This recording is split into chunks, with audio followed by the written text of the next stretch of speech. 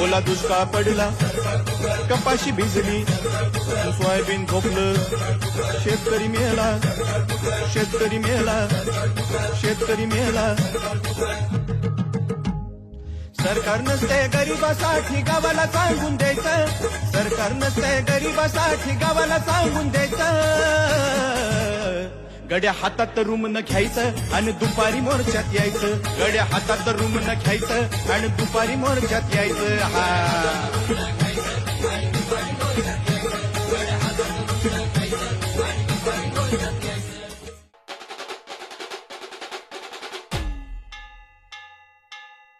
शेतीमालाच्या भाववाढीसाठी शेतकरी पुत्रांचा शेतकरी हक्क मोर्चा.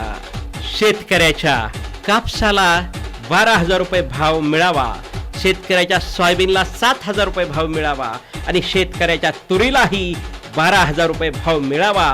या मुख्य मागणीसह शेतकऱ्याच्या कापसाच्या खरेदी केंद्रावर CCI कडून होणारी पिळवणूक तात्काळ थांबवण्यात यावी.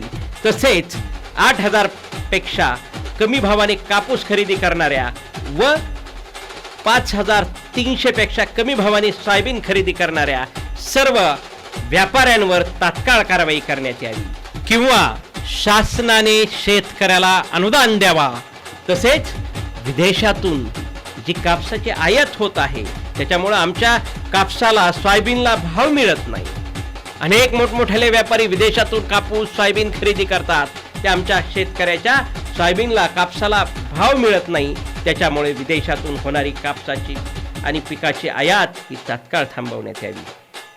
हे अशा एक नवे अनेक मागण्यांकरिता शेतकरी एकजूट दाखवण्याकरिता शेतकरी हक्क मोर्चा या सर्वजण या सामील व्हा आणि या महाराष्ट्राला या सर्वांना दाखवा शेतकरी एक आहे, शेतकरी एकजूट ही सर्वांना दाखवा. अरे बाबांनो, आजपर्यंत लढलो नेत्यासाठी, एक लढा शेतकरी बापासाठी, एक लढा मातीसाठी. या दिनांक 25 डिसेंबर 2025 रोजी गुरुवारी सकाळी 11 वाजता छत्रपती शिवाजी महाराज पुतळा ते जिल्हाधिकारी कार्यालय या ठिकाणी या सर्वजण या शेतकरी हक्क मोर्चासाठी सर्वांनी उपस्थित राहा हे आपल्याला विनंती करण्यात येते.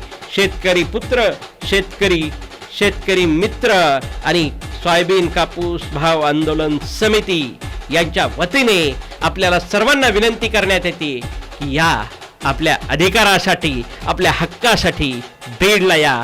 चलो बीड, आपल्या हक्कासाठी आणि शेतकरी एकजुटीसाठी. सर्वांना विनंती की आपण सर्वांनी या मोर्चासाठी या. शेतकरी पुत्रांचा संत तुकाराम बाबा महाराज यांच्या पुण्यभूमीतून पारगाव जप्ती येथून सुरू झालेला लढा हा आपण महाराष्ट्रभर पेटवू आणि महाराष्ट्राला दिशा देणारा लढा हा शेतकऱ्याचा उभा करू. त्यामुळे सर्व शेतकरी बांधवांना विनंती की या, एक व्हा आणि हा लढा हाती घ्या आणि हा लढा सर्वांनी एकत्रित येऊन उभा करा एवढी विनंती करतो. थांबतो. जय जवान, जय किसान.